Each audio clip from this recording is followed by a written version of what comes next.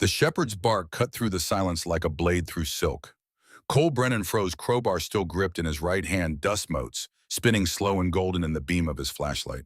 The old ranch house groaned around him, timbers settling after decades of neglect, floorboards creaking under his weight. But Reaper wasn't barking at the wind or at shadows. The German shepherd stood rigid beneath the kitchen stairwell, hackles raised along his spine, nose pressed hard against a gap in the floorboards, where two planks met at an awkward angle. His bark came again, sharp, insistent. The kind of alert Cole had learned to trust in the mountains outside Kandahar, back when a well-trained nose could mean the difference between walking past a threat and never walking at all. Cole crossed the room in 4 strides, boots crunching on fallen Iowan plaster and mouse droppings, and the accumulated debris of 47 years of abandonment. The floor felt soft beneath his weight, in places rotten clear through where rain had come in through the broken roof. He'd have to replace half the joist before winter if he wanted to survive his first Montana season. If he survived long enough to see winter. He knelt beside the dog, ran a hand along Reaper's neck, felt the tension coiled there like a spring wound too tight. "What have you got, boy?" Reaper didn't break focus, just kept his dark eyes locked on that gap between boards, tail stiff as a flagpole, every muscle in his 70-pound frame saying the same thing in a language older than words. Here, right here. Something's buried here. Something important. Cole wedged the crowbar into the seam between floorboards. Old wood, dry as bone, splintered easily under pressure. The first plank came up with a crack that echoed through the empty house like a gunshot.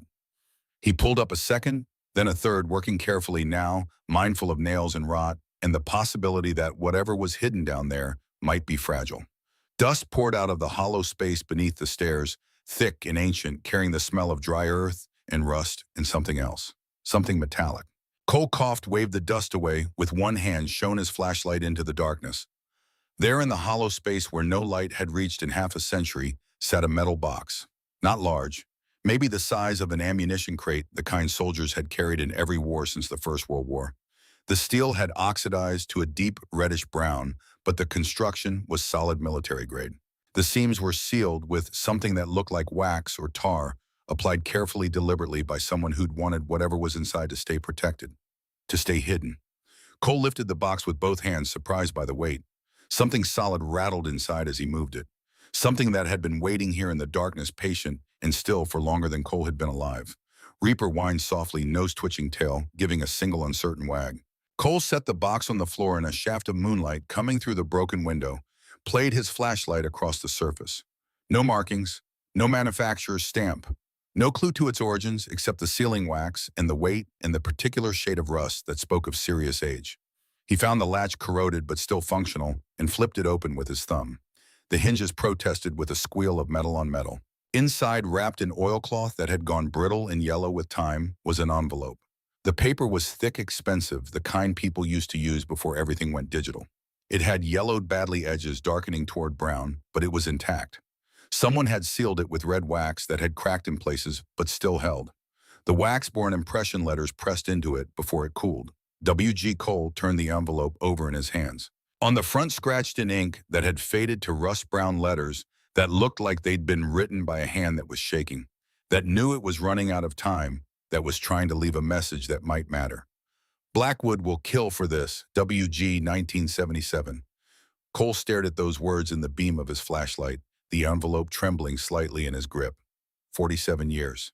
This message had been sitting here sealed in wax and darkness in silence for 47 years. Waiting. Warning.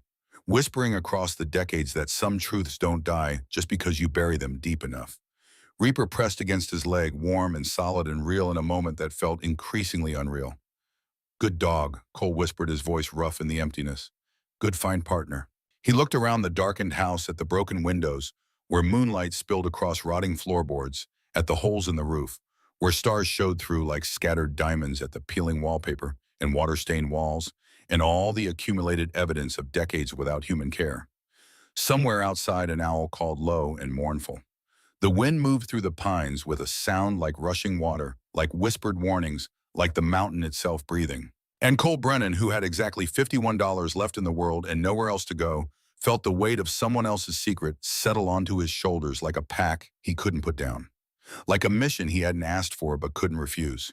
He carefully set the envelope back in the box, closed the lid, and stood. Tomorrow he'd figure out what it meant. Tomorrow he'd start unraveling 47 years of silence. Tonight he was just a man with a D and a Mr. and a growing certainty that buying this ranch for $1 and back taxes might have been either the best decision of his life or the last one he'd ever make. 3 days earlier, the decision had seemed simpler. The motel room in Boise smelled of cigarette smoke that no amount of cleaning could ever quite eliminate, mixed with the chemical tang of industrial air freshener fighting a losing battle. Cole sat on the edge of a bed that sagged in the middle like a broken-back laptop balanced on his knees, counting money with the focused attention of a man for whom every dollar mattered. $47 in bills worn soft from passing through too many hands. $4 in quarters and dimes stacked in a small pyramid on the nightstand. $51 total. Everything he had left after 6 months of living out of his truck, working day labor, when he could get it sleeping in Walmart parking lots, when he couldn't afford even the cheapest motel. The laptop was old Dell he'd bought at a pawn shop for $40 back when he still had savings. The screen flickered if you looked at it wrong, and the battery only held charge for about 20 minutes. But the motel had Wi-Fi, weak and stuttering, but functional, and that was all he needed. Reaper lay on the floor beside the bed, head resting on his paws, one ear cocked toward the door. 7 years old now, the German Shepherd showed his age in the gray creeping into his muzzle and the slight stiffness in his left rear leg on cold mornings. That leg had taken shrapnel from the same IED that had killed Matthews and Kowalski and Rodriguez and left Cole with scars across his chest and back that still ached when the weather changed. They'd given Reaper to Cole at the VA hospital in Denver, part of some program pairing service dogs with veterans who needed them. The Shepherd had been a K9 with the Marines' 6 years of explosive detection work in Afghanistan before a different IED had thrown him 20 feet and shattered his left rear femur badly enough that the Corps had retired him. 2 broken soldiers trying to figure out how to be civilians again. Best thing that had happened to Cole in 5 years. He scrolled through real estate listings with the weary focus of someone who'd been looking for weeks and finding nothing. Past farmhouses he couldn't afford and apartments that wouldn't take dogs. Past opportunities that required credit scores he didn't have and down payments that might as well have been $1 million. His hand moved to his chest without conscious thought, fingers finding the thick ridge of scar tissue below his left collarbone. The doctors had removed most of the shrapnel digging fragments out of his chest and shoulder and back during 3 surgeries over 2 months. But they couldn't remove the memory, the flash of heat and light, the overpressure wave that felt like being hit by an invisible truck. Matthews screaming, trying to hold his intestines in with both hands. Kowalski crawling, both legs ending at the knee in ragged stumps, leaving a trail of red in the dust. Rodriguez face down and still so still, and the smell of burning diesel and copper and meat. Reaper lifted his head immediately, sensing the shift in Cole's breathing. Got to his feet and pushed his nose against Cole's knee, applying steady pressure. Deep pressure therapy, the VOA counselor had called it. The physical weight of the arm helping to ground Cole in the present instead of the past. "I'm good," Cole said quietly, forcing his breathing to slow. "I'm good, boy." But his heart was hammering and his hands were shaking, and the motel room suddenly felt too small, walls pressing in like the walls of the MRAP right before the IED went off. He focused on his breathing, 4 counts in hold for 7, 8 counts out. The way the therapist had taught him before he'd stopped going to appointments he couldn't afford anymore. Reaper didn't move, just kept that steady pressure against Cole's leg, a 70-pound anchor to reality, warm and solid and patient. After a minute, maybe 2, the panic faded back to whatever dark corner of Cole's mind it lived in between episodes. His heartbeat slowed. The room expanded back to its normal dimensions. The smell of cigarettes and air freshener replaced the phantom scent of burning diesel. He reached down, scratched behind Reaper's ears. "Thanks, partner." The dog's tail thumped once against the stained carpet. Cole turned back to the laptop, kept scrolling. That's when he saw it halfway down page 7 of search results he'd almost given up on. Montana property, abandoned ranch, 146 acres. Price $1. Cole blinked, read it again. Had to be a mistake. Had to be a scam. Nobody sold land for $1. Nobody gave away 146 acres. But the listing looked legitimate. Posted by Blackwater County Treasurer's Office. Property seized for unpaid back taxes dating back to 1977.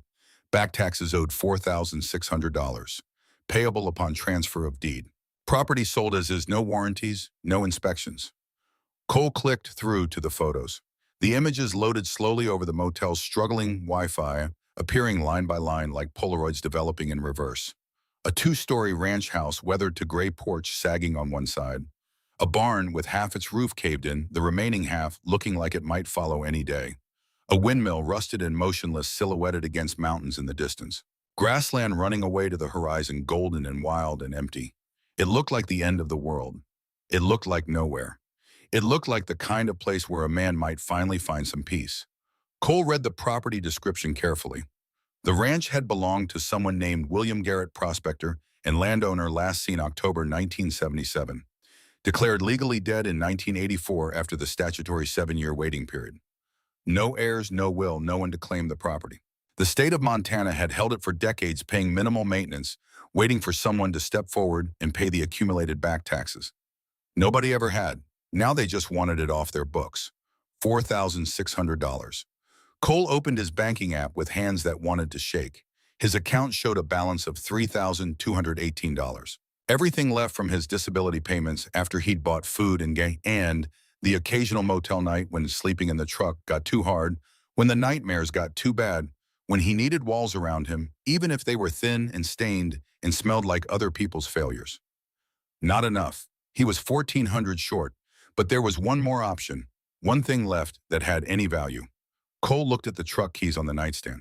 The Chevy Silverado parked outside was his only real possession of worth. 20 years old, body rusted through in places where Montana salt and Colorado weather had eaten through the paint. But the engine still ran strong. He'd bought it for cash 6 years ago, back when he still had a job doing construction in Colorado, back before the PTSD got bad enough that he couldn't hold steady work anymore. He could sell it, probably get 5, maybe 6,000 if he found the right buyer. Then he'd have nothing. No home, no vehicle, no way to get to Montana even if he bought the ranch. But he'd have land, a place to rebuild, a foundation to start from. Something solid beneath his feet for the first time in years. Cole stared at the laptop screen at the photos of a broken-down ranch house and collapsed barn and endless grassland stretching toward mountains he'd never seen except in pictures. Thought about Lily, his daughter, 12 years old now, growing up in Denver with her mother and her mother's new boyfriend. Growing up barely knowing her father because Cole couldn't get his shit together enough to be the dad she deserved. He thought about what the judge had said at the custody hearing, words that still cut like broken glass every time Cole remembered them. Mr. Brennan, until you can demonstrate stability in a safe living environment, I cannot in good conscience allow unsupervised visitation. Stability, a safe living environment, a ranch in Montana, a house he could rebuild, land where Lily could visit, where she could see her father had gotten his act together, had made something of himself again, had become someone worthy of being her dad. Cole opened a new email typed carefully. To whom it may concern, I am interested in the property at 1847 North Ridge Road, Blackwater County. I can pay the back taxes in full within 72 hours. Please advise on next steps. Cole Brennan. He hit send before he could talk himself out of it. Then he stood, walked to the window, looked out at his truck sitting beneath a flickering streetlight in the parking lot. In the morning, he'd drive to Denver, find a buyer, sell the only thing of value he had left except the dog at his feet and the hope that somewhere, somehow, he could put the pieces of himself back together. Reaper came to stand beside him, tail brushing against his leg. One more mission, Cole said quietly to the dog, to the window, to the reflection of a man who looked older than 40. You and me, partner. One last chance to get it right. The shepherd looked up at him with dark eyes that held no judgment, only the steady patience of a creature that had seen humans at their worst and chosen to stay anyway. Outside, a semi-truck roared past on the highway, engine roaring, Jake brakes screaming into the Idaho night. Cole didn't flinch. Not this time. Progress. The reply came 6 hours later while Cole was sitting in a McDonald's parking lot in South Denver, eating a dollar menu burger and watching Reaper explore the grass near the dumpsters. His phone buzzed. Email notification. Offer accepted. Deed transfer can be completed remotely via electronic signature. Please remit payment of $4,600 to the account information below within 72 hours to finalize purchase. Upon receipt of payment, deed will be recorded and mailed to address on file. Welcome to Blackwater County. Cole read it 3 times, hands shaking slightly. Burger forgotten. He looked at Reaper, who was sniffing around a patch of weeds with the focused intensity of a dog who'd spent years detecting explosives and couldn't quite turn off that part of his brain. We got it, Cole said, his voice rough. The dog's tail wagged once, then he went back to his investigation of the weeds. Cole had sold the truck that morning to a guy who ran a small construction company in Aurora. They'd met in a parking lot behind a Home Depot, the buyer circling the Silverado with the skeptical eyes of someone who'd been burned before. Cole had the title clean and clear, and when the buyer started the engine, it purred like it was half its age instead of 20 years old. "You take care of her," Cole had said, surprising himself with how much the words hurt. The buyer had nodded, already climbing into the cab, already forgetting Cole existed. $5,000 cash counted out in hundreds and fifties on the hood. Cole had taken it and walked away without looking back. Reaper trotting beside him, the two of them heading toward the bus station 4 miles away, like it was just another patrol in just another country where everything you owned fit in a pack on your back. Now Cole pulled out the brick of cash from his jacket pocket, counted out $4,600 bills, walked into the McDonald's, asked to use their Wi-Fi, initiated a wire transfer on his phone. Watched the numbers in his account drop to $0.14. Cash on hand after the transfer, $400. Assets: one German Shepherd, one duffel bag of clothes, one sleeping bag, one rifle he'd bought at a gun show and barely knew how to use. New property: 146 acres in Montana he'd never seen except in photographs that might have been lying. Cole finished his burger, crumpled the wrapper, and pulled up the Greyhound schedule. Denver to Kalispell, Montana. $86. 13 hours on a bus with one 20-minute stop in Butte. He looked at Reaper through the window. They let service dogs on buses, right? Reaper, of course, didn't answer. Cole bought the ticket at the downtown Greyhound station, showed the driver Reaper's VA service dog certification, watched the driver look at the shepherd, look at Cole, and nod once. He ride quiet, quieter than most people. All right then, back of the bus. Try not to let him bother the other passengers. Cole climbed aboard, duffel bag over one shoulder, rifle case in the other hand, everything he owned in the world except $400 in a deed to land he'd never seen. Reaper padded down the aisle behind him, claws clicking on rubber flooring, drawing looks from the other passengers, but no complaints. They took the last row, Cole by the window, the shepherd curled at his feet in the space where most people put luggage. The bus pulled out as the sun was setting, Denver's skyline turning gold and orange in the rearview mirrors. Cole watched the city recede, watched the suburbs give way to highway, watched the highway give way to darkness and stars in the vast empty spaces between towns that most people flew over without ever seeing. His phone buzzed somewhere around Fort Collins. Text message from an unknown number. Deed recorded with Blackwater County. Transfer complete. Congratulations on your purchase. Cole stared at the message in the dim light of the bus. He was a landowner now, a property owner. A man with 146 acres and a house and a barn and a future that might actually lead somewhere besides the bottom of a bottle or the business end of his service pistol. He saved the number, turned off the phone to preserve battery, and leaned his head against the window. Reaper shifted below, resting his chin on Cole's boot, warm and solid and real. We're landowners now, Cole whispered to the darkness. Got ourselves a ranch partner. The shepherd's tail thumped once against the bus floor. Outside, the Rocky Mountains rose black against a sky full of more stars than Cole had seen since Afghanistan, and the bus rolled north through the darkness towards something that might be redemption, or might be just another kind of failure. Time would tell. The bus arrived in Kalispell at 7 in the morning, 13 hours and 4 stops, and 100 cups of bad coffee after leaving Denver. Cole stepped off into air that was cold and clean, and tasted of pine and snow despite it being only October. The mountains here were different from Colorado's Front Range. Bigger, closer, more immediate. They didn't loom on the horizon making promises. They surrounded you, made demands, reminded you with every breath that you were in their world now, and you'd live or die by their rules. Reaper stretched on the sidewalk, shook himself from nose to tail, then stood waiting while Cole slung the duffel over his shoulder and picked up the rifle case. Now what? Cole said to the dog, to the mountains, to the morning. Blackwater County was 60 miles north according to the map on his dying phone. No bus service, no Uber drivers willing to make the trip for what Cole could afford. The nearest town was Pine Haven, population 400 and change, probably 300 in the off-season. He could hitchhike, might get there in a day if he was lucky, or he could walk. 60 miles with a duffel and a rifle and a 7-year-old dog with a bad leg. Cole was still trying to decide when a Ford F-250 pulled into the parking lot towing an empty horse trailer. The truck was old, but maintained with the kind of care that spoke of a man who couldn't afford to replace things, so he made them last. Forest green, some rust around the wheel wells, a topper over the bed. The driver climbed out, tall and lean, moving with the careful precision of someone whose joints didn't bend quite right anymore. 70, maybe older. He wore Wranglers and a canvas work jacket and a ball cap that said Mercer Feed and Supply. He looked at Cole standing there with his duffel and his rifle case and his dog, looked for a long moment. Then he spoke. "You headed north." Cole straightened. "Blackwater County." "That's a ways." "Yes, sir." The old man studied him with eyes that were pale blue and sharp despite the wrinkles. Eyes that had seen things and learned how to judge whether a man was worth the trouble of knowing. Sheriff's eyes, even if the badge was long gone. "I'm going as far as Pine Haven," he said finally. "You're welcome to a ride if you don't mind sharing the cab with your bum." "I've got a dog." "I can see that." The old man's gaze shifted to Reaper. "Good-looking shepherd. What's his story?" "K9, explosive detection. Did 6 years with Marine Corps handlers in Afghanistan before medical retirement.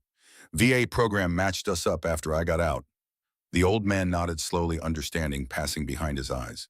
"And you, Army, combat engineer. 4 years, 2 deployments. Honorable discharge 2013. Another nod. The old man walked around to the passenger side, opened the door. "Name's Hank Mercer. Used to be sheriff here back before things got complicated. Retired 15 years ago when I realized the badge didn't mean what it used to. Now I just run my feed store and help folks when they need it." Something in Cole's chest loosened. Not relief exactly, just the small grace of kindness when you'd stopped expecting it. "Cole Brennan, I appreciate the ride.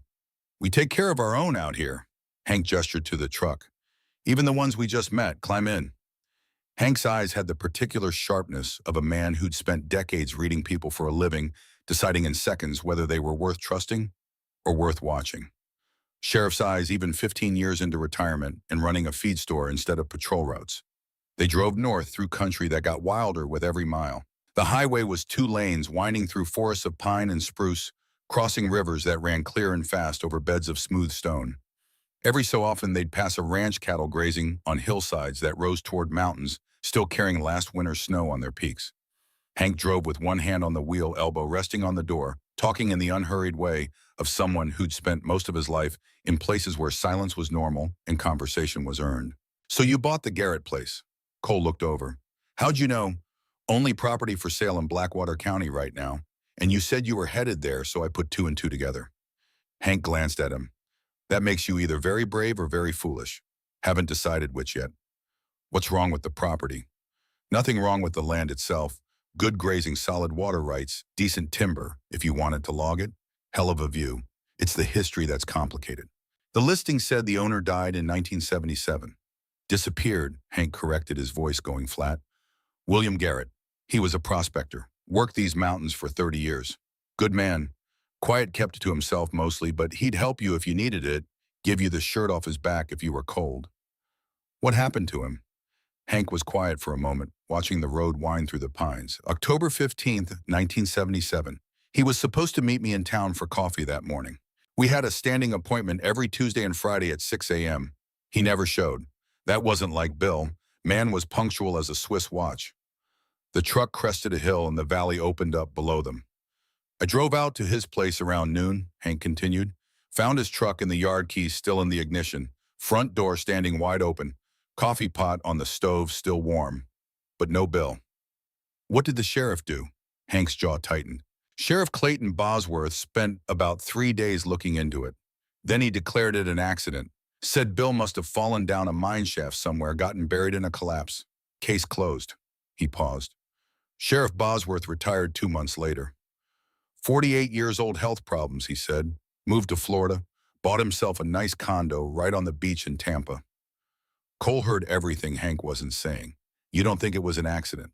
"I think a man doesn't vanish from his own kitchen, leaving coffee warm and his truck running unless someone makes him vanish. But that's just the opinion of an old man who couldn't prove anything then and can't prove anything now." They drove in silence for a while. Cole watched the trees go past the mountains rising higher. "You know anything about a company called Blackwood Mining?"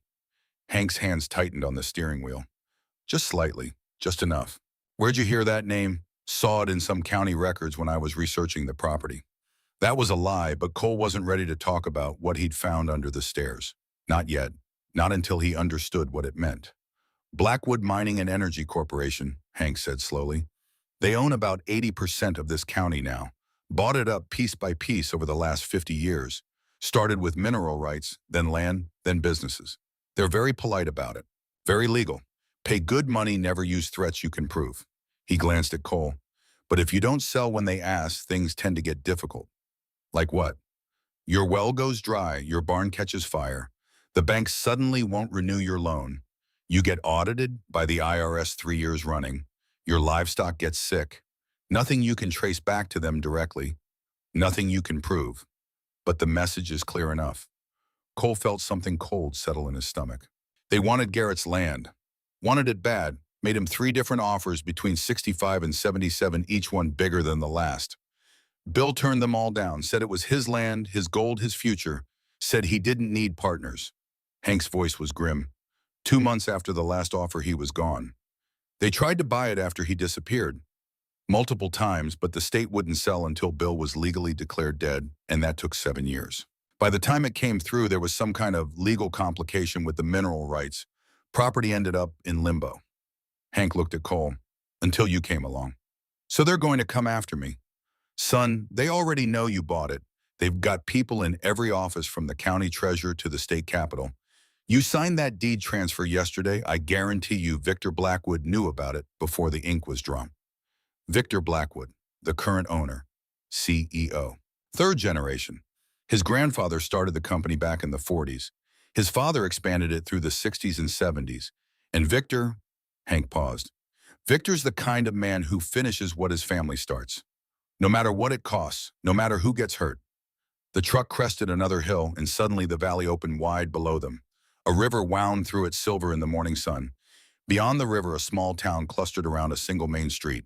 And beyond the town, rising into the mountains, a dirt road disappeared into the pines. That's Pine Haven, Hank said. Your place is about 12 miles up that north road. You want me to take you all the way? Cole thought about it. Thought about arriving at the ranch in Hank's truck, making it clear he had friends in town. There was tactical advantage in that, but he also thought about dragging this old man deeper into whatever he'd just bought himself into. I appreciate the offer, but I can walk from here. Hank pulled into town, parked in front of a feed store with his name on the weathered sign. He turned off the engine, sat for a moment. You seem like a decent man, Cole Brennan. So I'm going to give you some advice, free of charge. Sell the place. Take whatever Blackwood offers and walk away. Use the money to start over somewhere else. Somewhere safer. Can't do that. Why not? Cole looked out at the mountains, the river, the sky so blue it almost hurt. Because I don't have anywhere else to go. This is my last shot at getting something right. Hank studied him for a long moment. Then he nodded, pulled a business card from his wallet, and handed it over. That's my cell number. I don't care what time it is. You need help, you call me. Why would you help me? You just met me. Because Bill Garrett was my friend. Because I couldn't help him when he needed it, and that's bothered me for 47 years. And because Victor Blackwood has been pushing people around in this county for too damn long. Hank's pale eyes were hard as granite. Maybe it's time someone pushed back. They shook hands. Cole climbed out, Reaper jumping down beside him. Hank drove off with a wave, the empty horse trailer rattling behind the truck. Cole stood on the main street of Pine Haven, Montana, everything he owned on his back and at his feet, and looked north toward the mountains where his future was waiting. Whatever that future held. He shouldered his duffel bag and started walking. The walk to the ranch took 4 hours. Cole followed the dirt road north as it climbed steadily into the mountains, Reaper trotting beside him, both of them settling into the rhythm that came from covering hard ground together.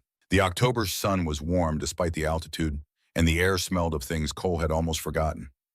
Pine sap and dry grass and earth that hadn't been paved over or poisoned. Something wild and clean that had no name in any language he knew.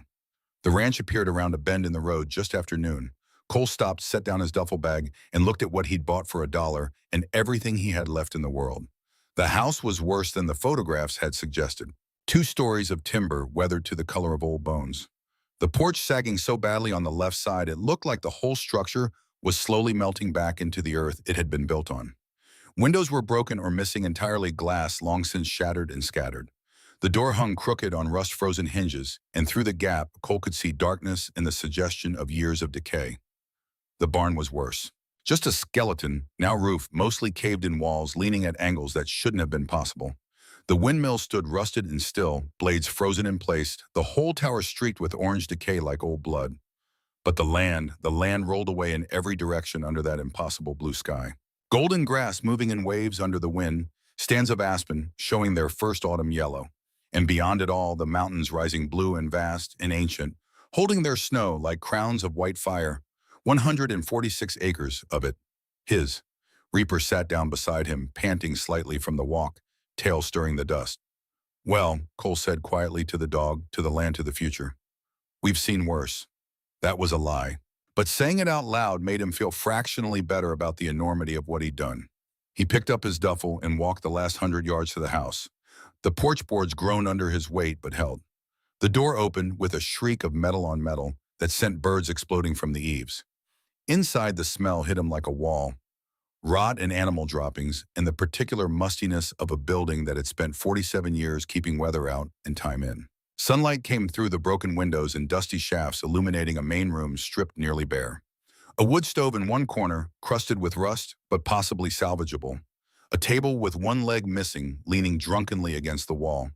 Stairs leading up to a second floor that Cole didn't trust enough to test. In the back, a kitchen with a hand pump over a rust-stained sink. He set down his gear, leaned the rifle case carefully against the wall.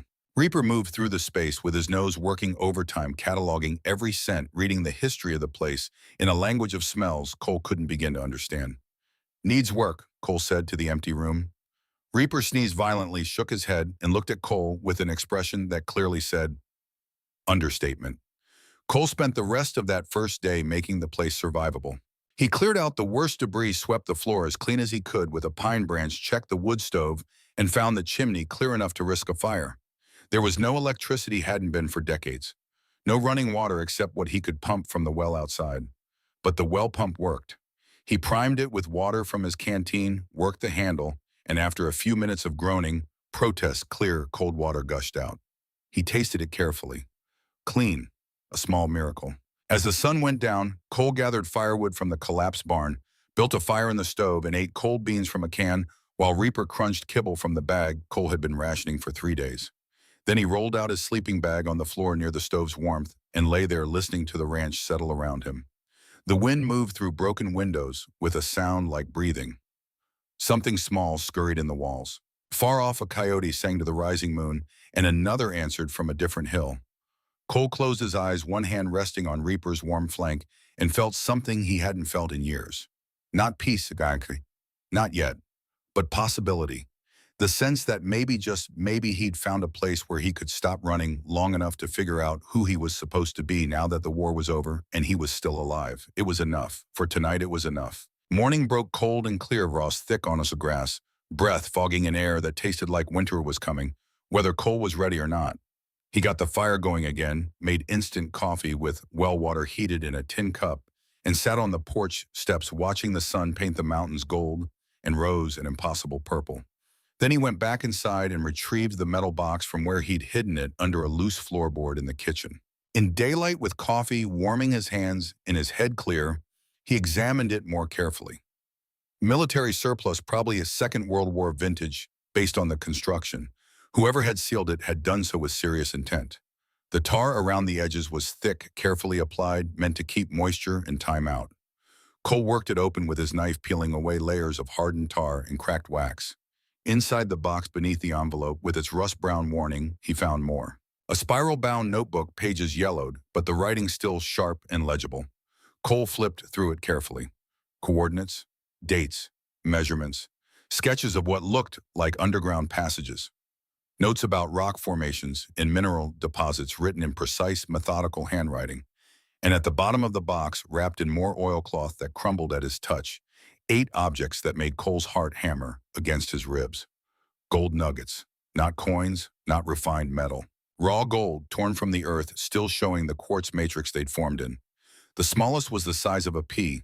The largest was bigger than Cole's thumb, heavy and dense and unmistakable. He set them on the counter in a row, watching how they caught the morning light.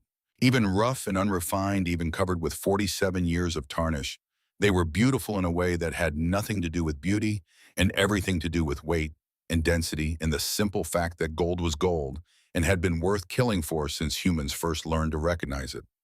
Cole picked up the notebook again, read more carefully now. One entry dated September 12, 1965, stopped him cold.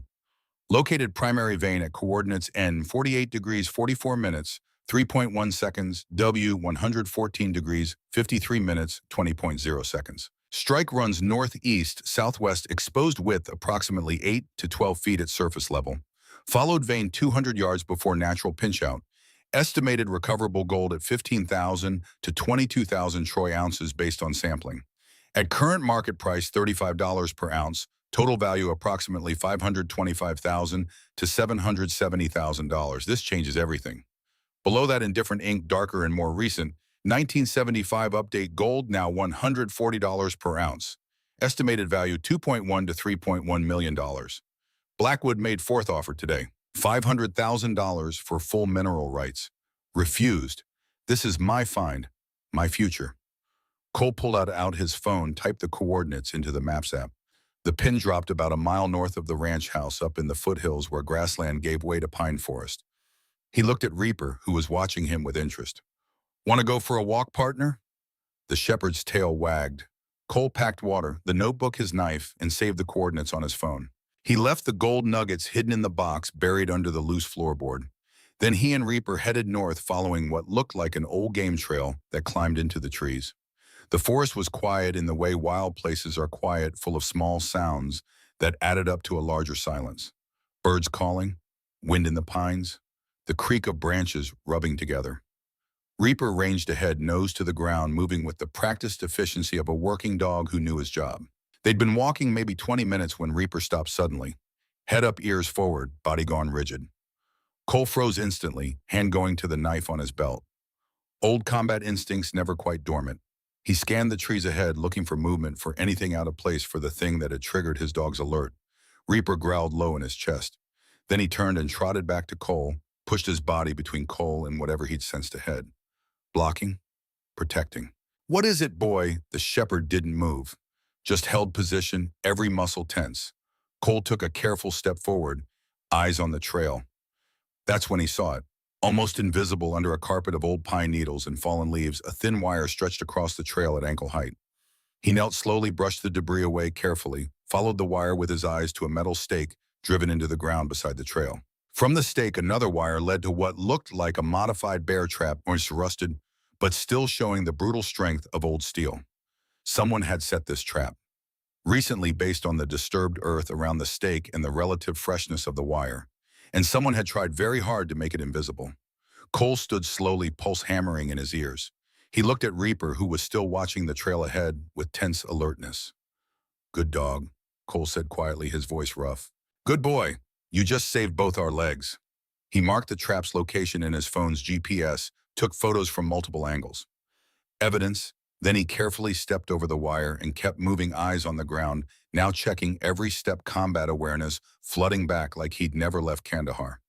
They found the mine entrance 10 minutes later. It wasn't much to look at. Just a dark opening in the hillside, maybe 6 feet high and 4 wide, shored up with timber supports that had weathered to the same gray as the surrounding rock. The entrance had been sealed at some point, probably dynamited or deliberately collapsed. But someone had dug it out again. Recently. Fresh earth was piled to one side, still dark with moisture.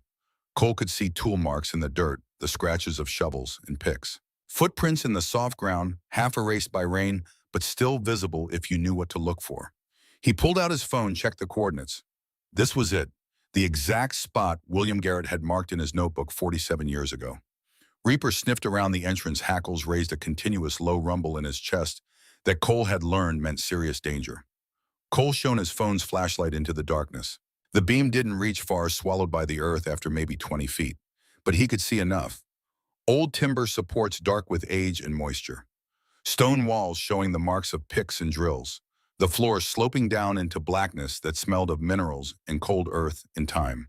And on one of the timber supports near the entrance, carved deep into the wood, was something sharp, 2 initials that made Cole's breath catch. W.G. William Garrett had been here. Had carved his initials into this timber, had found something in that darkness worth hiding, worth dying for. Cole stood at the mouth of the mine, feeling cool air breathe out of it, smelling stone and secrets. He didn't go in, not yet, not without better light and rope and someone who knew he was here. But he took photos, dozens of them, the entrance, the fresh digging, the carved initials, the tool marks, evidence of everything. Then he and Reaper headed back down the trail, both of them moving faster. Cole checking over his shoulder more than once, the weight of unseen eyes heavy on his back. By the time they reached the ranch house, the sun was past its peak and Cole had made a decision. He needed information, real information, not just coordinates in a dead man's notebook. And in a town the size of Pine Haven, there was only one place where information lived that long: the library. Pine Haven's public library occupied a single room attached to the back of the post office, open Tuesday through Saturday, 10 a.m. to 4 p.m. Cole walked into town the next morning, Reaper at his heel, and found the door unlocked and a woman with steel gray hair, pulled back in a tight bun, sitting at the front desk. She looked up as he entered. Her expression shifted from generic librarian politeness to something more guarded, more assessing. "Can I help you?" "I'm looking for information about local history, mining history specifically, and anything you might have on a man named William Garrett." The woman studied him for a long moment. Her eyes were sharp behind wire-rimmed glasses, the kind of eyes that had seen 70 years of small-town secrets and learned which ones to keep and which ones to tell. "You're the one who bought the Garrett place." Not a question, a statement. "Yes, ma'am. Cole Brennan." "Ruth Atwood. I've been the librarian here for 42 years. Seen 3 generations of Pine Haven come through these doors." She stood, moved around the desk with the careful stiffness of someone managing arthritis. "That's a service dog, I assume." "Yes, ma'am. Reaper. He's well-trained, won't bother anything." Ruth looked at the shepherd, then back at Cole. Something in her expression softened just slightly. "My husband was Army, Korea. He had nightmares too. Had a dog that helped near the end." She gestured toward the back of the room. "Local history section is there. Newspapers going back to 1947 are on microfiche. You know how to work the machine." "I'll figure it out." "I expect you will." Ruth paused, one hand on the desk, arthritis-swollen knuckles white against the wood. "Mr. Brennan, I assume you're researching William Garrett and what happened to him in 1977. Cole nodded. "Then you should know that not everyone in this town wants that particular history examined too closely. Some people have a vested interest in keeping the past buried." "And you," Ruth smiled thin and fierce. "I believe the truth has a way of surfacing whether people want it to or not. The question is whether it surfaces peacefully or violently." She pulled a key from her pocket, unlocked a filing cabinet behind her desk. "I have materials that aren't part of the public collection. Things people tried to make me throw away over the years. I kept them anyway. Librarians are stubborn that way." She pulled out a thick manila folder, set it on a table near the window. "Everything I have on Garrett, on Blackwood mining, on the events of October 1977. Read it here. Don't take anything with you. Don't make copies." She looked at him steadily. "And Mr. Brennan, be careful. Some of the men mentioned in those files are still alive, still powerful, still dangerous." Cole opened the folder. The first document was a newspaper clipping from the Blackwater Gazette, dated September 15th, 1965. The paper yellowed and brittle. "Local prospector claims major gold strike. William Garrett, 45, a longtime prospector in the Blackwater region, announced yesterday that he has located a significant gold deposit on his property north of Pine Haven. Initial surveys suggest the vein could contain upwards of $20 million in recoverable gold at current market prices. This is going to change everything for this county," Garrett told the Gazette. "This is going to put Blackwater on the map." Below that, another clipping from October 1965. "Blackwood Mining offers to purchase Garrett claim. Victor Blackwood, senior president of Blackwood Mining and Energy Corporation, has made a formal offer to purchase mineral rights to William Garrett's gold claim for an undisclosed sum believed to be in excess of $200,000. Garrett has declined the offer, stating his intention to develop the mine independently. "This is my land, my discovery, my future," Garrett stated. "I don't need partners, and I don't need Blackwood money." The articles continued, laying out a timeline. Garrett working the claim alone.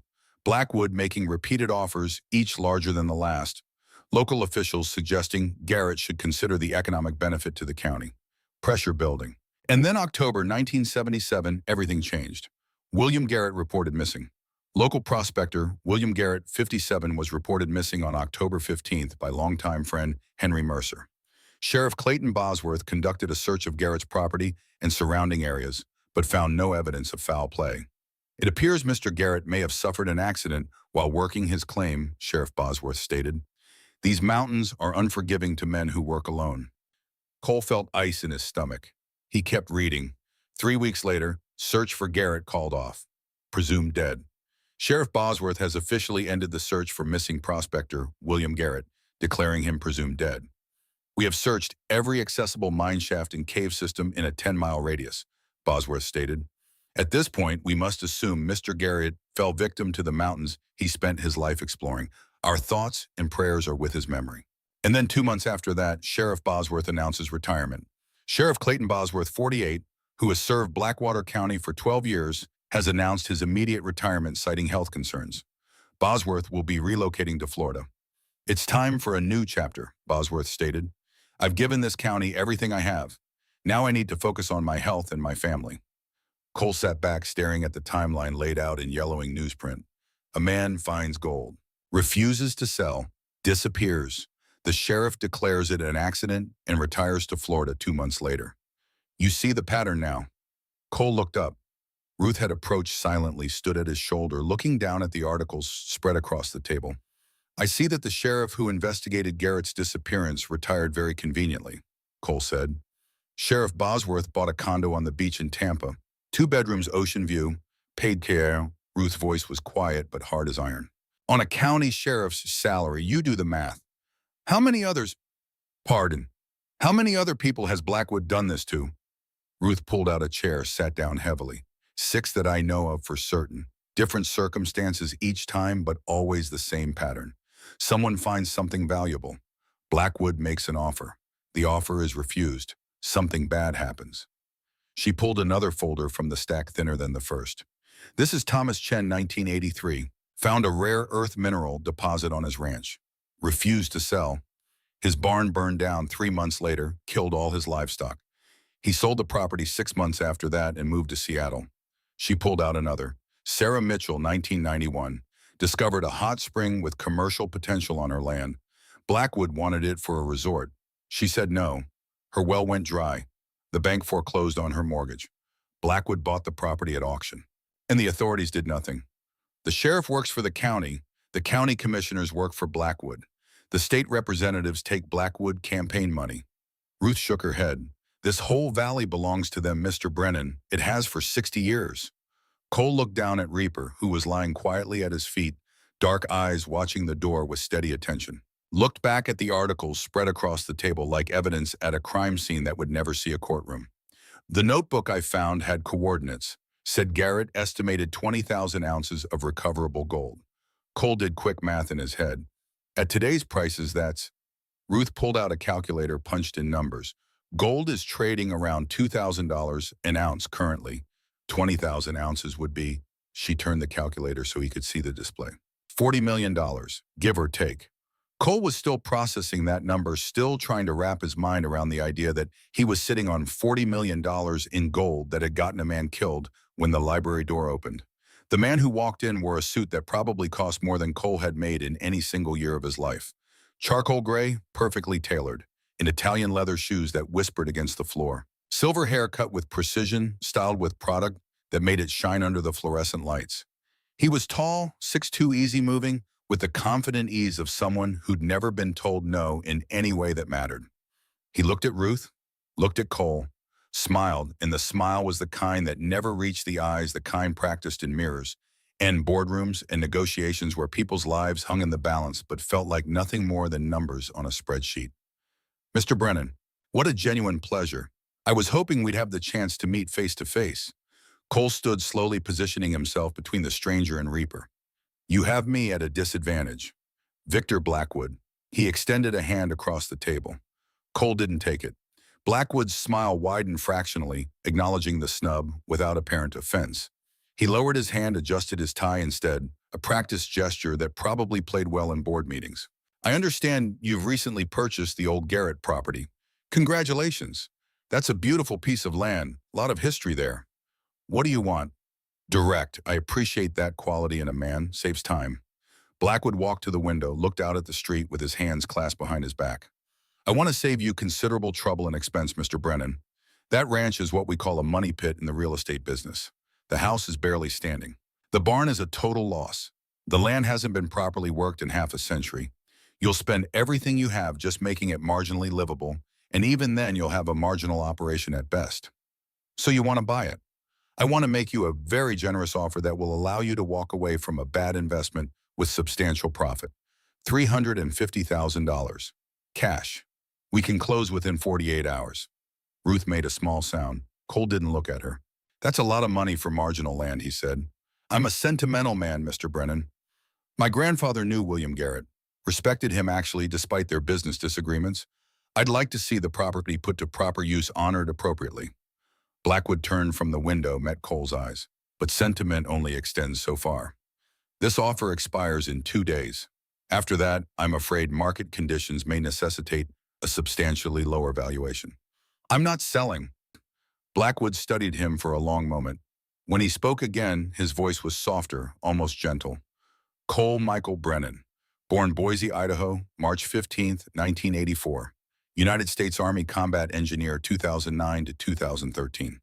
Honorable discharge with a Purple Heart and a diagnosis of post-traumatic stress disorder stemming from an IED incident outside Kandahar that killed 4 of your fellow soldiers.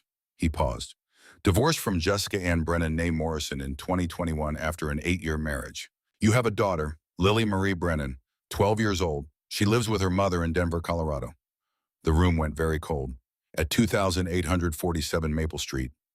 Blackwood continued, his voice still soft, still gentle, still carrying the weight of absolute threat beneath the civilized veneer. She attends Alpine Ridge Elementary School. 4th period is PE outdoors on Tuesdays and Thursdays. Very exposed, very vulnerable to random accidents. His eyes locked on Cole's. These are dangerous mountains, Mr. Brennan. Accidents happen all the time, even to people we care about, even when they're hundreds of miles away. Reaper was on his feet now, a continuous low growl rumbling in his chest. Cole's hands had curled into fists, knuckles white, every combat instinct screaming at him to put this man through the window. That's a threat against a child. That's a statement of fact about the inherent dangers of mountain life and the unfortunate reality that accidents can happen anywhere, anytime. Blackwood pulled a business card from his pocket, set it on the table with 2 fingers. 2 days, Mr. Brennan. Think very carefully about what matters most to you. He walked to the door, paused with his hand on the handle. One more thing. That dog of yours. Reaper, isn't it? Retired K9 explosive detection, very valuable animal. Would be a terrible shame if something happened to him. Dogs get into things out here. Poison bait left out for coyotes. Traps set for bears. These things happen, you understand. Then he was gone, the door closing softly behind him, leaving nothing but the faint scent of expensive cologne and the weight of threat hanging in the air like smoke. Cole stood, frozen rage and fear warring in his chest, his phone already out, thumb hitting Jessica's contact before he'd made a conscious decision to move. She answered on the 3rd ring. Cole, what's wrong? I never called during. Where's Lily right now? This second, where is she? At school. Cole, pull her out right now, today. Don't let her go back until I call you and tell you it's safe. Jessica's voice went from confused to frightened. You're scaring me. What's happening? Someone just threatened her, someone who knows her full name, her school, her schedule, everything. I need you to get her somewhere safe. Your parents place a hotel anywhere that isn't your regular routine. Cole, this is exactly the kind of paranoid. I'm not being paranoid, his voice cracked. Cole forced himself to breathe, to speak more calmly. Please, Jess, just this once, trust me. Please. Silence on the line for 3 seconds that felt like 3 hours. Then quieter. Okay, I'll leave work right now. I'll get her from school. We'll go to my parents' house in Boulder. But Cole, you need to tell me what's going on. I will.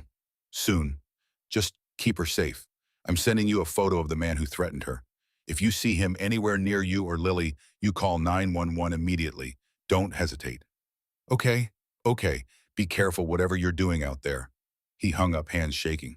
Looked at Ruth, who was pale but composed her librarian's calm holding, despite the violence of what they just witnessed. You need to leave, she said quietly. Will him the land. Take the money.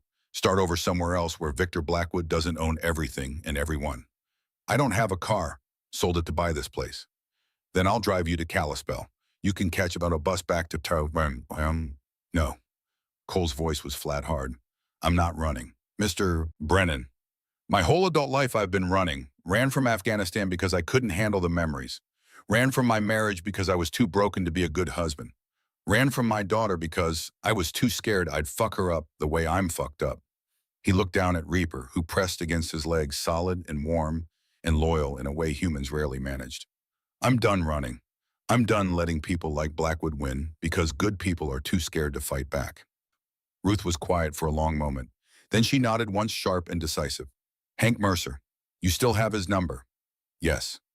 Call him. Tell him what happened. If you're going to fight Victor Blackwood, you can't do it alone. Nobody can. Cole called Hank from outside the library, standing in the shade of an old cottonwood, while Reaper explored the grass. Hank answered on the second ring. That was quick. Figured you'd last at least a week before the trouble found you. Blackwood just threatened my daughter and my dog. 3 seconds of silence. Then where are you, library? Stay there, I'm 8 minutes out. Hank pulled up in 7 minutes, the big Ford still towing the horse trailer. Cole and Reaper climbed in.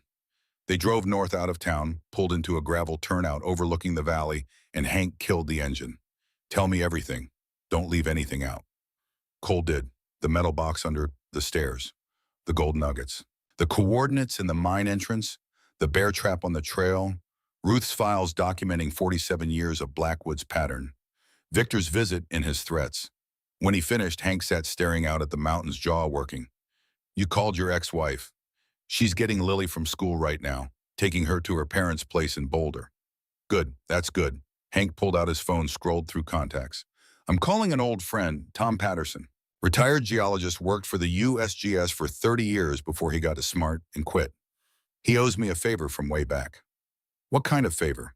I'll tell you sometime when we have more whiskey and fewer immediate problems. Hank hit dial, put the phone on speaker. Point is, we need to know exactly what you're sitting on.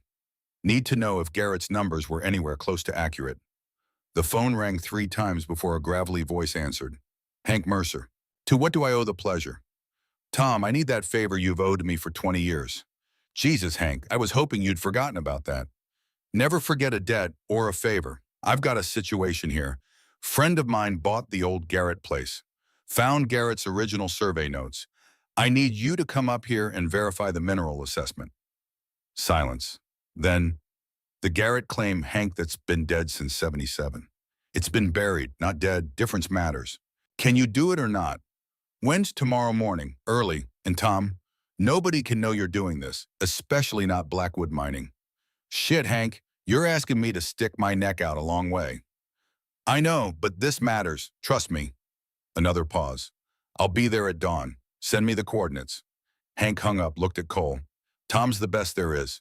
If there's gold under that mountain, he'll tell us exactly how much and how hard it'll be to get to. And then what? Then we figure out how to make sure Blackwood doesn't get it. How to make sure what happened to Garrett doesn't happen to you. Cole looked out at the valley, at the town that looked peaceful and small and normal from this distance. Looked nothing like a place where people disappeared for refusing to sell their land, where sheriffs got bought and daughters got threatened and truth got buried under 47 years of careful lies.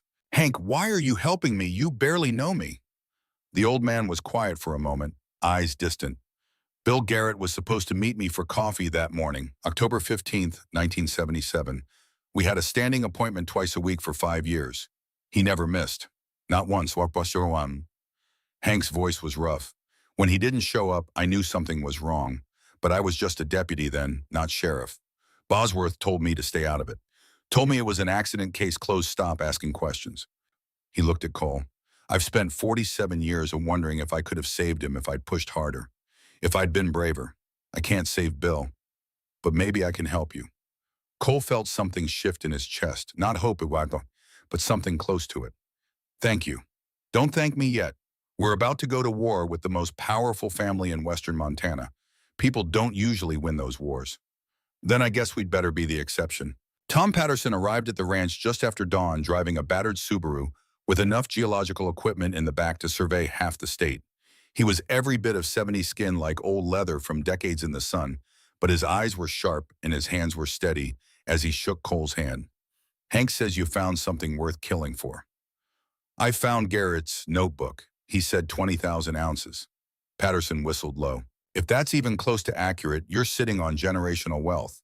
Or a generational problem. Probably both. Cole led him to the mine entrance, Reaper ranging ahead, still wary, still alert. Patterson spent 3 hours taking samples, running tests, With equipment, Cole didn't understand making notes in a field book that looked like it had survived at least 2 decades of hard use. Finally, he straightened, brushed rock dust from his knees, and looked at Cole with an expression somewhere between awe and concern. Garrett wasn't lying. If anything, he was conservative in his estimates. Patterson gestured at the hillside. That vein runs approximately 2 miles based on my ground-penetrating radar. Width varies from 6 to 15 feet. High-grade ore relatively easy to extract with proper equipment. You've got one of the richest undeveloped gold deposits I've seen in 40 years of doing this work. How much? Patterson did calculations in his notebook. Conservative estimate accounting for extraction losses and current market prices. 50 million. Optimistic estimate if the vein continues deep, 80 million. Could be more if we're lucky.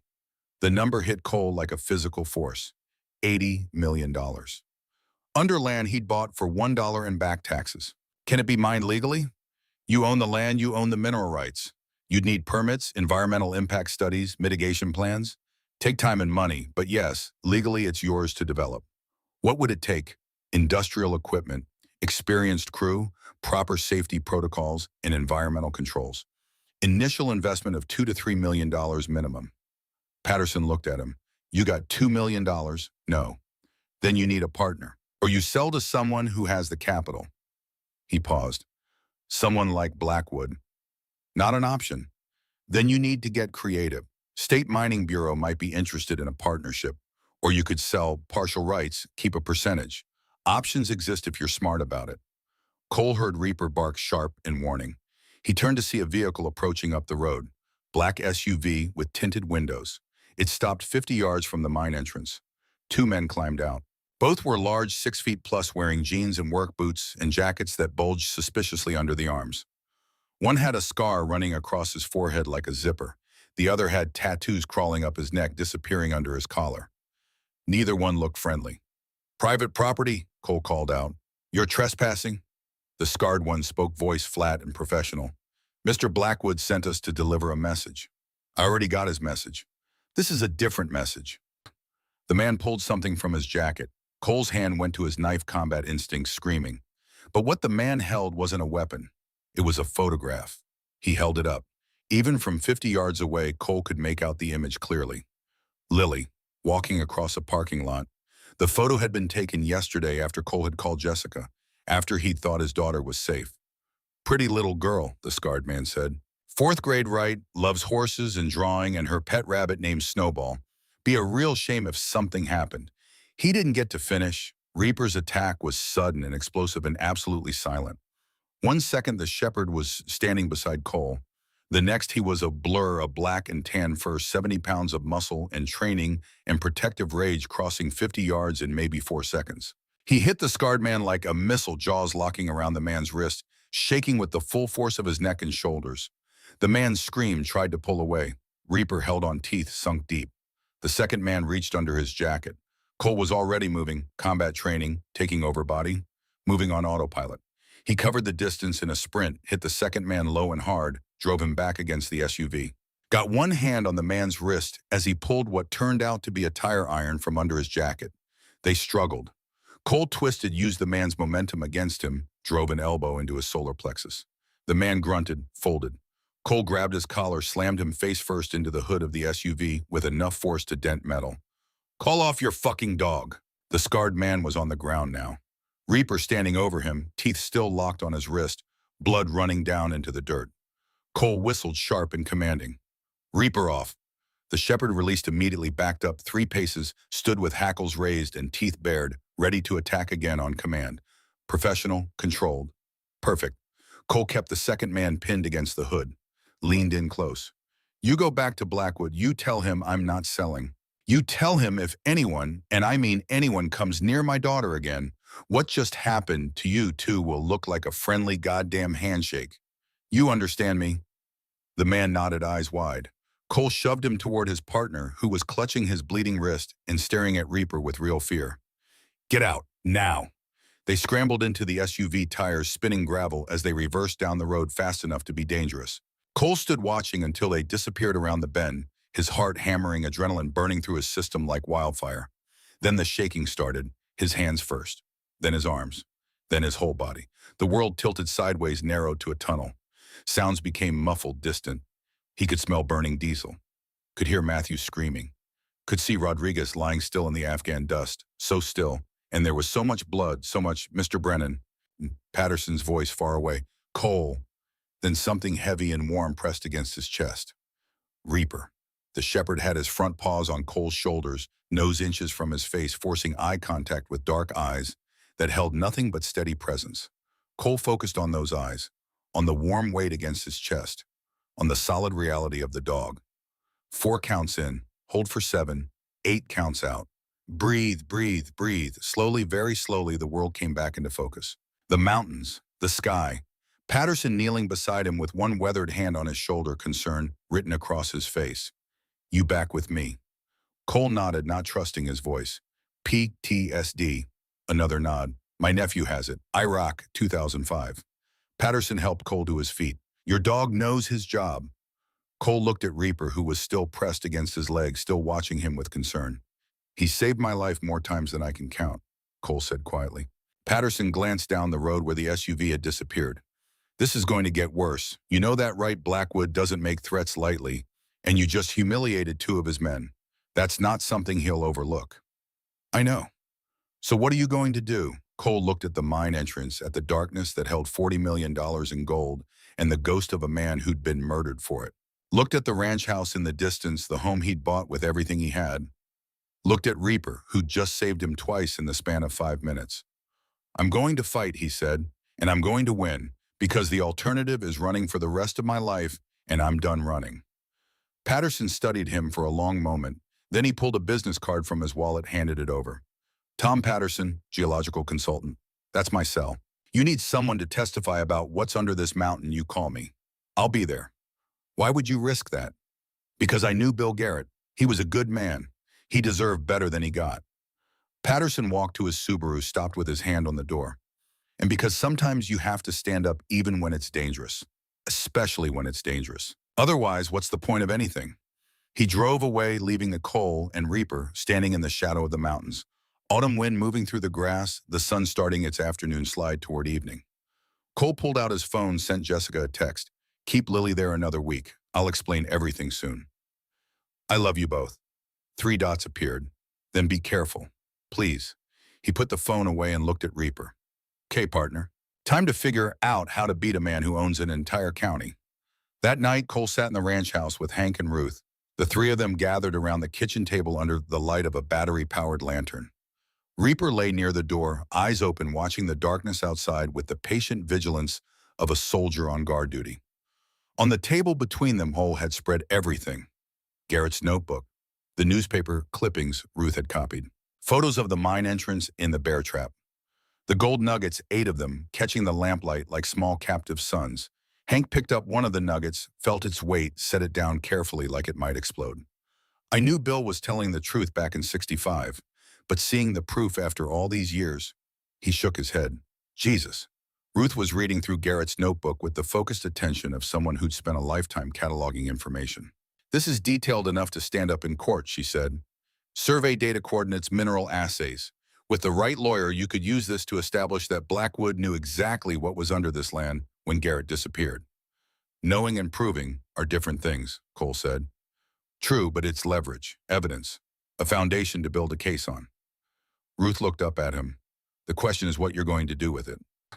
Cole had been thinking about that all day, turning it over in his mind during the hours he'd spent reinforcing the ranch house doors, checking sight lines from the windows, doing the kind of tactical assessment he'd learned in Afghanistan and hoped he'd never need again. I can't go to the local sheriff. Based on those newspaper articles, the sheriff's office has been in Blackwood's pocket for half a century. Current sheriff's no different, Hank confirmed. Marcus Webb. Drives a Mercedes, owns a vacation house in Bozeman, somehow manages all that on $60,000 a year. You do the math. State police. Blackwood has connections all the way to the governor's office.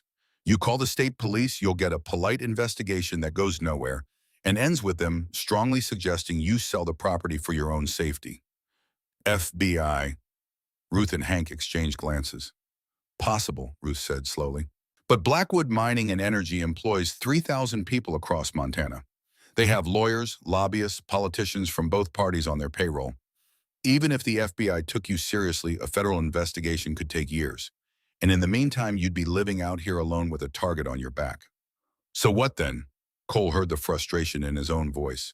I just accept that Blackwood owns this county, that justice doesn't apply here. No, Ruth said quietly. You make it public, so public that Blackwood can't make it disappear quietly. Cole looked at her. How decadent town hall meeting. They're held once a month, first Tuesday. That's 4 days from now. Anyone can request time to speak on county business. Ruth's eyes were bright behind her glasses. You get up in front of the whole town. You show them the evidence. You tell them what Garrett found, what happened to him, what Blackwood tried to do to you. They'll shut me down. Sheriff will be there, county commissioners, all of them on Blackwood's payroll. Probably, but not before you get it on record. Not before people hear it. She pulled out her phone at the room. And not before it goes live on the internet. Hank leaned forward. You're thinking live stream. My niece Emily runs social media for the county, manages the official Facebook page, live streams all the town hall meetings, usually gets maybe 50 viewers, mostly local retirees. Ruth smiled sharp and calculating. But if we promoted it right, if we hinted there was going to be a major announcement about corruption and murder and buried gold, we could get thousands watching, maybe tens of thousands.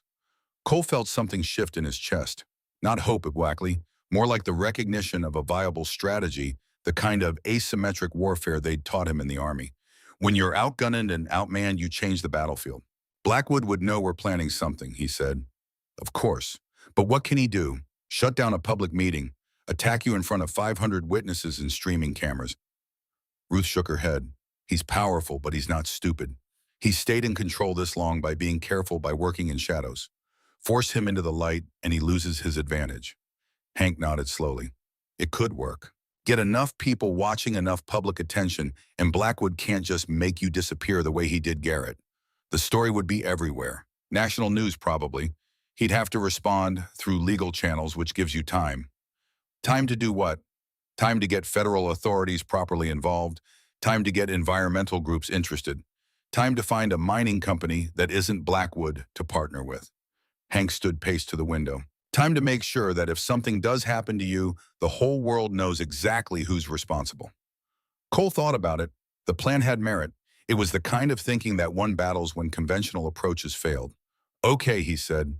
Let's do it. Ruth pulled out her phone. I'll call Emily tonight. Get her to start promoting the meeting on social media.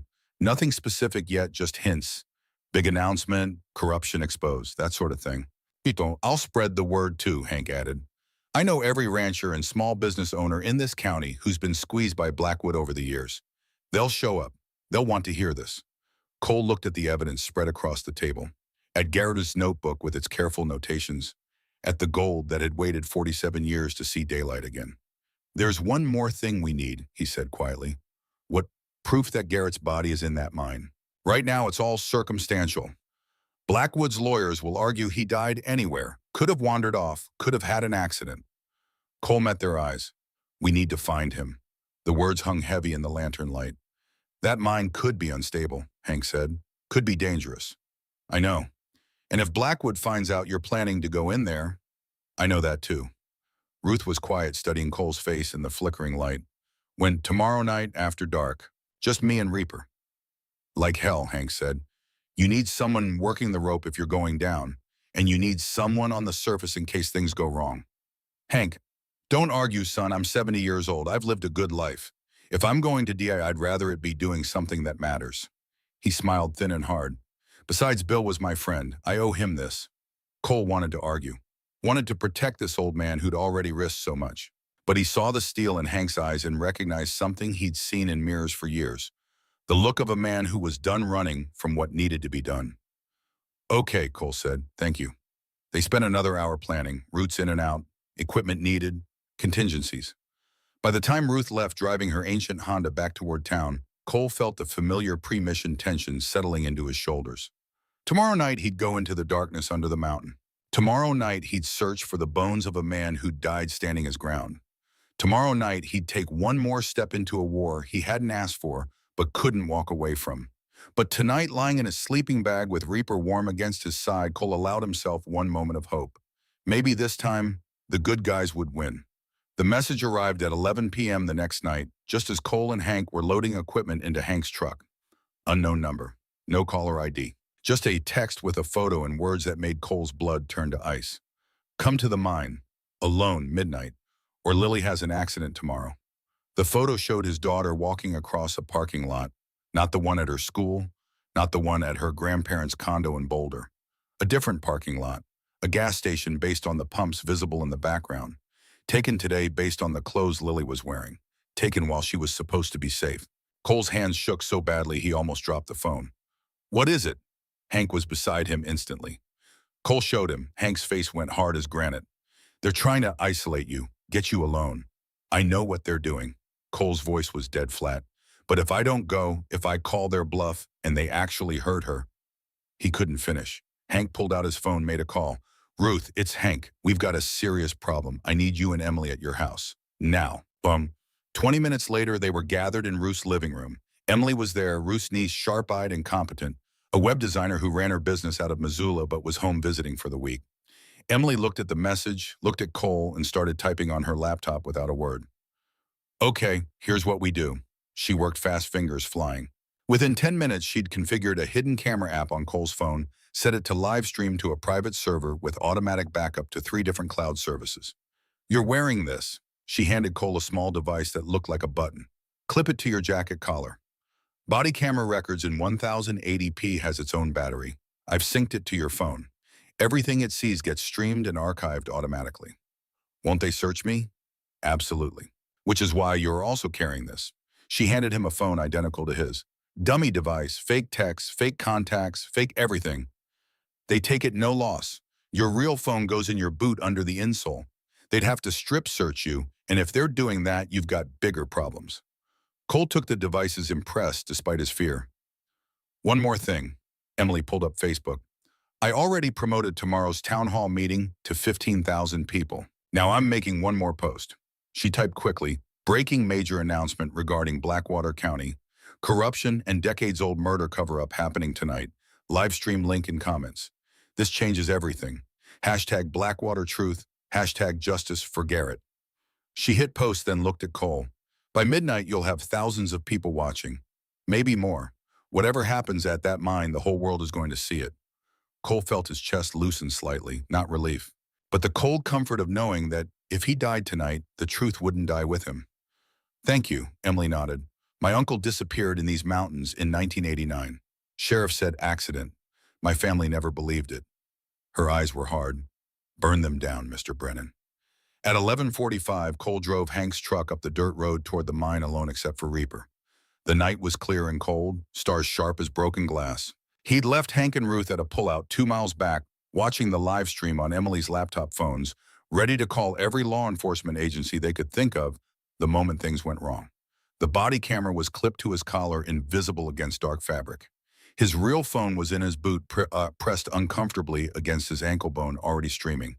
The dummy phone was in his pocket, along with his knife. He'd left the rifle behind. If this turned into a gunfight, he was already dead. Cole parked 50 yards from the mine entrance and climbed out. Reaper moved to follow. Stay. The shepherd whined tail low. Cole knelt, took Reaper's head in both hands. I need you to do something for me, partner. When I whistle, you come running. Not before. No matter what you hear, you wait for my signal. Understand? Reaper licked his hand once. Good dog. Best dog I've ever known. Cole's throat was tight. If I don't whistle in 1 hour, you go back down the road. Find Hank. He'll take care of you. He stood, closed the truck door, and walked toward the mine. 4 vehicles were parked near the entrance. 3 black SUVs and a Mercedes S-Class that gleamed even in the darkness. Victor Blackwood was here personally. 4 men stood in the glow of battery-powered work lights. 3 were security, large and hard-faced, wearing tactical vests that probably covered body armor. The 4th was Victor himself, in hands in the pockets of an overcoat that probably cost more than Cole had made in any year of his life. He smiled as Cole approached. Mr. Brennan, punctual. I appreciate that in a man. Cole stopped 10 feet away. Let's get this over with. Of course, but first a precaution. Victor nodded to one of his men. Search him. The guard moved forward. Cole raised his arms, let the man pat him down professionally. The guard found the dummy phone first, then the knife, then the truck keys. Took all 3. Then he checked Cole's collar more carefully. running fingers along the seams. The body camera was military-grade, designed to be invisible to casual search. The guard's hands passed over it twice without recognition. He moved to Cole's boots next. Cole's heart hammered as the guard made him lift each foot, examining the outside of the leather carefully. But he just tapped the soles and moved on, never checking inside. The real phone pressed against Cole's ankle felt like it was burning through his skin. "He's clean," the guard said, stepping back. Victor smiled wider. After all, what kind of fool came to his own execution carrying evidence? "Excellent. Now we can talk like civilized men." "About what?" "About why you're making this so unnecessarily difficult." Victor walked to the mine entrance, looked into the darkness. "This land has been a problem for my family for half a century, a loose end we've never quite managed to tie off. My grandfather tried to acquire it. My father tried. And here I am 3 generations later, still trying." He turned. "You're not special, Mr. Brennan. You're just the latest obstacle." "Like William Garrett." "Exactly like William Garrett." Victor pulled out a silver cigarette case lit up with a matching lighter. He was a stubborn man. Found gold on this mountain and convinced himself that made him untouchable. Thought he could stand against my family's legitimate business interests. What happened to him? Victor took a long drag, exhaled smoke into the cold air. My father made him a generous offer. True partnership, 60-40 split in Garrett's favor, Blackwood covering all development costs.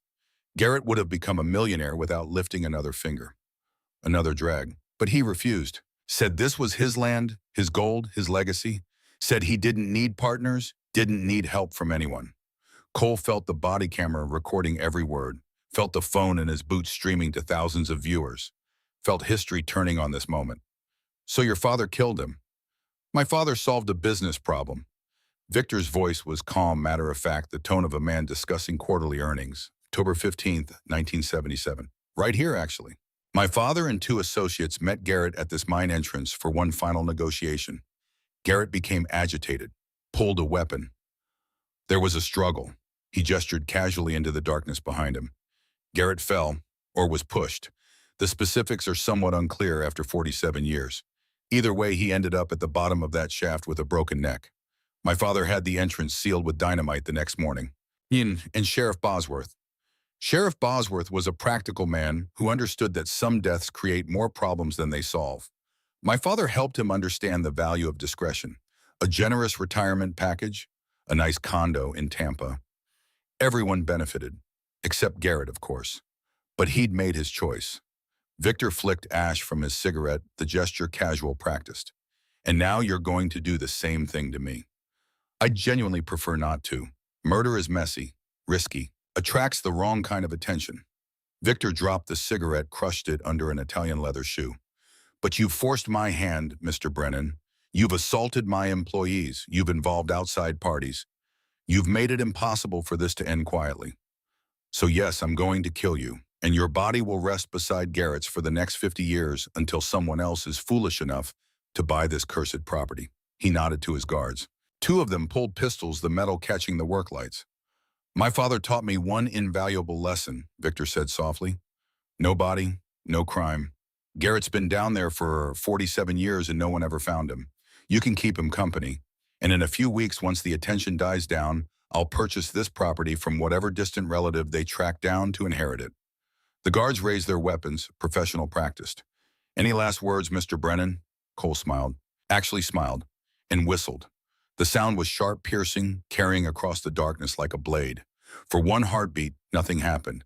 Then 70 pounds of trained attack dog exploded out of the night like a guided missile with teeth.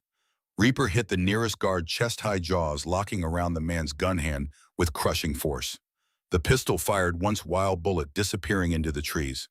The guard screamed. Reaper shook his arm like a rope, toy bones cracking audibly. The second guard swung his weapon toward the dog. Cole was already moving combat training, taking over the body, acting on muscle memory, and 4 years of hand-to-hand drills. 3 strides. Caught the guard's wrist, twisted hard, used momentum to drive him face first into rocky ground. The pistol skittered away into darkness. The third guard was reaching into his vest when Reaper released the first man and launched himself again, all teeth and fury and protective rage. Hit the third guard in the chest, knocked him back against an SUV hard enough to crack the window. The man's head bounced off the doorframe. He slumped unconscious. Victor Blackwood was running for his Mercedes. Reaper was faster. The shepherd caught him 10 yards from the car, teeth clamping down on Victor's ankle. Victor screamed, went down hard on the gravel. Reaper didn't let go, just held him there, growling low and continuous. Cole walked over slowly, breathing hard, adrenaline singing. He knelt beside Victor, who was clutching his ankle and staring at Reaper with pure terror. "You know what I think," Cole said quietly. "I think your father's lesson was wrong. The truth always surfaces eventually. It just takes time." Sirens cut through the night, multiple vehicles coming fast. Victor's face went white as bone. "What did you do?" "I made sure 5,000 people just watched you confess to murder on live stream." Cole stood. "The FBI is probably issuing warrants as we speak, and in about 30 seconds you're going to be arrested on federal charges." Three Montana State Police cruisers crested the hill at speed, followed by two unmarked SUVs with government plates. They skidded to stops around the mine officers, pouring out with weapons drawn and flashlights cutting the darkness. A woman in a dark suit approached, FBI credentials held high. "Cole Brennan." "That's me." "Special Agent Sarah Morrison, FBI. We've been monitoring your broadcast." She looked at Victor, still on the ground with Reaper, standing over him like a sentinel. "Victor Blackwood, you're under arrest for conspiracy to commit murder, accessory after the fact to murder, and about 6 other charges we'll get to. You have the right to remain silent." Behind her, Cole spotted a familiar face. Tom Patterson talking animatedly with another agent gesturing toward the mine entrance, his geological expertise already being put to use. The old man caught Cole's eye and nodded, once grim satisfaction on his weathered face. The rest happened fast. Victor and his 3 guards were cuffed and loaded into vehicles. More agents arrived, setting up crime scene tape, bringing lights and equipment. Someone from the FBI technical unit took custody of Cole's body camera and phone, logging them as evidence. Through it all, Reaper stayed at Cole's side, alert but calm, accepting praise from several officers who recognized quality K-9 work when they saw it. Hank appeared, breathing hard from running up the road despite his age. Ruth was behind him, moving slower, but with fierce triumph blazing in her eyes. "You magnificent bastard," Hank said, gripping Cole's shoulder hard enough to hurt. "You actually did it." Cole looked at the mine entrance, now bathed in harsh LED light, as an FBI forensic team prepared to excavate. "Not done yet," he said quietly. They found William Garrett's remains 8 hours later, 40 feet down the main shaft, right where Victor had said he'd be. The forensic team worked carefully, methodically, documenting everything. Skeletal remains showing fractures consistent with a fall or being pushed. Deteriorated clothing boots, a belt buckle. And clutched in the bones of his right hand, a leather pouch containing 24 gold nuggets. Even in death, even after 47 years, Garrett hadn't let go. The sun was rising when they finally brought the remains to the surface in a black body bag, handled with the care and respect the dead deserved, regardless of how long they'd been waiting. Cole stood watching with Reaper pressed against his leg as the forensic team loaded the bag into their vehicle.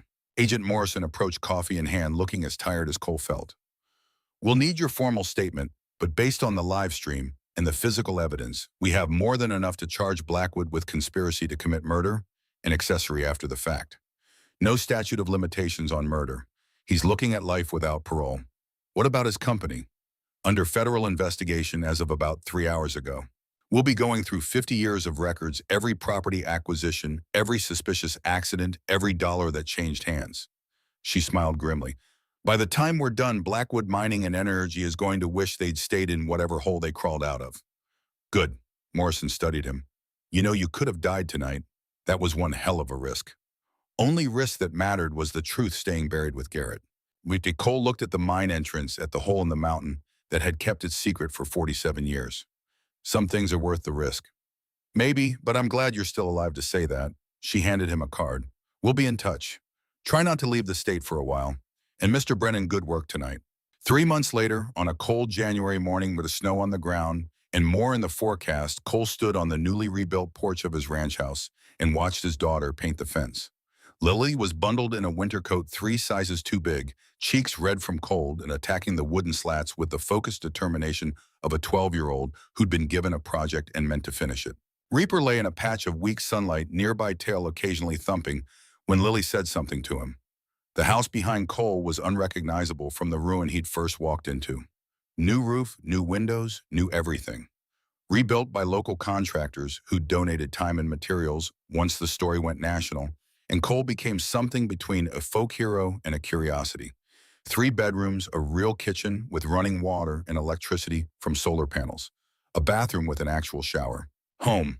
The legal proceedings had moved with surprising speed, propelled by a live stream that had been viewed over 3 million times and counting. Victor Blackwood was in federal custody awaiting trial. His company was being systematically dismantled, assets frozen, executives scrambling. The county sheriff had resigned in disgrace. So had 3 commissioners and the entire planning board. The state had appointed a special prosecutor to investigate corruption going back to 1950. And Cole had been awarded full undisputed ownership of the ranch and all mineral rights. He'd sold 60% of those rights to the Montana Department of Natural Resources for $12 million. The gold would be extracted carefully under state supervision, with environmental protections and profits funding schools and infrastructure in Blackwater County for the next 50 years. The remaining 40% Cole kept in trust for Lily and whatever future she chose to build. He'd used his share to rebuild the ranch and establish the William Garrett Memorial Veterans Center. 3 veterans lived in the newly built bunkhouse, now working the land learning trades, finding their way back to themselves the way Cole was finding his way back to himself. "Dad," Lily called, "come look at this." Cole walked over. Lily had finished the first section of fence, white paint gleaming in the winter sun. "Looks professional," he said. "I had a good teacher."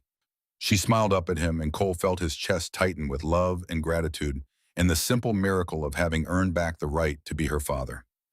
Jessica had agreed to shared custody once the legal situation settled, and Cole proved he had a stable home. Lily spent half her time in Denver finishing the school year, half her time here learning to ride horses and feed chickens, and all the other skills that came with ranch life. It was working. They were working. Rebuilding what PTSD and war and his own failures had nearly destroyed. "You proud of what you did?" Lily asked, suddenly looking up with serious eyes that were so much like her mother's. Cole thought about the fear and the violence and the nights he still woke up shaking, about the risk, the people he'd endangered, the thin line between heroism and recklessness. But he also thought about William Garrett finally laid to rest with honors in Blackwater Cemetery, about Victor Blackwood facing justice after a lifetime of escaping it, about the 3 veterans in his bunkhouse finding their way home one day at a time, about the daughter standing beside him choosing to be here. "I'm proud I didn't run when it would have been easier to run," he said quietly, "and I'm proud I had the best partner anyone could ask for." He reached down, scratched behind Reaper's ears. The shepherd's tail wagged, tongue lolling in contentment. Then Reaper moved to Lily, pressed his nose against her hand. She laughed, scratched his head, paint-stained fingers disappearing into his fur. In the distance, 2 of the veterans were working on a new storage shed, the sound of hammers carrying across the cold air. Smoke rose from the bunkhouse chimney. The mountains stood eternal against a sky so blue it hurt to look at directly. Cole thought about Garrett's final moments falling into darkness, dying alone, but not forgotten. Thought about how that story had stayed buried for 47 years, waiting for someone stubborn enough, or foolish enough, or desperate enough to dig it up and drag it into the light. Thought about honor and justice and the long arc of truth. "Garrett led me here," Cole said, more to himself than to Lily. "Some debts take 47 years to pay, but honor never expires. Truth never stops mattering." Lily looked at him, didn't fully understand, but nodded anyway. Smart kid. She'd figure it out someday. Reaper barked once, sharp and happy, chasing a bird that had landed too close to his territory. And Cole Brennan, who'd spent years running from himself and his failures and his ghosts, stood on his porch and watched the winter day unfold around him. The nightmare still came. The panic attacks still hit without warning. The scars, physical and mental, would never fully heal. But he was home. His daughter was safe. Justice had been served. A good man's name had been cleared. And that was enough. The sun climbed higher, burning off the frost. Somewhere in the hills, a hawk screamed. The wind moved through the pines with a sound like breathing, like the mountain itself exhaling after holding its breath for 47 years. Cole closed his eyes, felt the sun on his face, felt Reaper lean against his leg. "Welcome home," he whispered to the ghost of a man he'd never met but owed everything to. "Rest easy now. The truth is out. You can rest." The mountains didn't answer, but in the silence, Cole heard something close enough to peace that he decided to call it that and build his life on it. One fence post at a time, one day at a time, one breath at a time, until the man he'd been and the man he was becoming finally merged into someone whole, someone worthy of the second chance he'd been given, someone home at last.